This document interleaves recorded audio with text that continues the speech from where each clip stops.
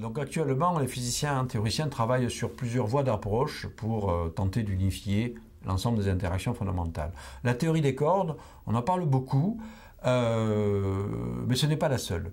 Alors, on parle beaucoup de la théorie des cordes parce que tout simplement, elle a rassemblé l'essentiel des efforts théoriques depuis 20 ans de la plupart des physiciens théoriciens. Avec d'ailleurs quelques abus, vous avez quelques grands noms de la théorie des cordes qui ont pris les positions académiques importantes et qui ont fait travailler tous les étudiants là-dessus. Et en dehors de la théorie des cordes, pendant des années, il n'y avait pas de salut pour un jeune physicien théoricien. Bien, c'était dommageable pour d'autres approches très différentes de la théorie des cordes, qui pourtant étaient au moins aussi prometteuses.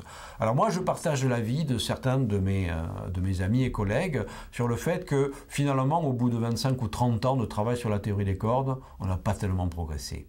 Voilà.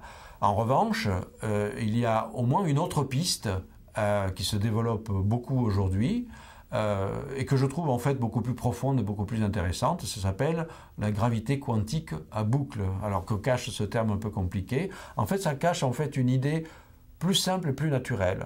C'est la quantification même, quantification, c'est-à-dire la discrétisation de l'espace et du temps. C'est une idée qui en fait, donc ça tente effectivement, vous savez qu'en mécanique quantique, physique de l'infiniment petit, il y a des grandeurs qui normalement dans la physique classique sont continues, comme l'énergie, etc., qui, en physique quantique, ces grandeurs ne peuvent pas être divisibles à l'infini. Donc il y a des quanta, des quantités minimum de ces grandeurs-là. Bon, c'est ça la physique quantique.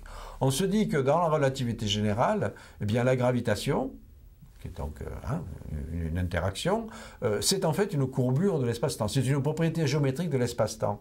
Donc si vous voulez quantifier les gravitations, ben donc il faut quantifier l'espace et le temps. Quantifier l'espace et le temps, ça veut dire quoi? Ben, considérer qu'il y a des unités élémentaires d'espace et des unités élémentaires de temps, c'est-à-dire des atomes d'espace et des atomes de temps.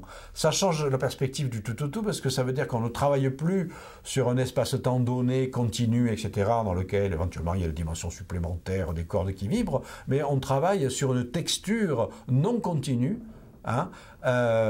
qui serait donc des grains d'espace interagissant et par petits sauts avec des grains de temps. Voilà. Et cette théorie de la gravitation quantique à boucle ne fait absolument pas appel à des dimensions supplémentaires, mais fait appel en fait à un substrat discontinu de l'espace et du temps.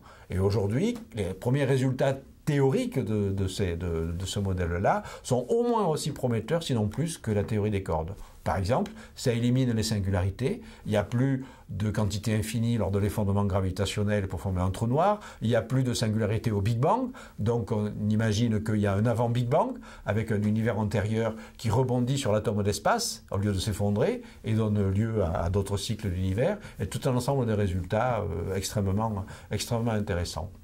Voilà donc une autre approche alternative à la théorie des cordes qui, je pense, aujourd'hui est en train de prendre réellement de la hauteur et peut-être, je pense que ça, dans quelques années, ça supplantera peut-être la théorie des cordes.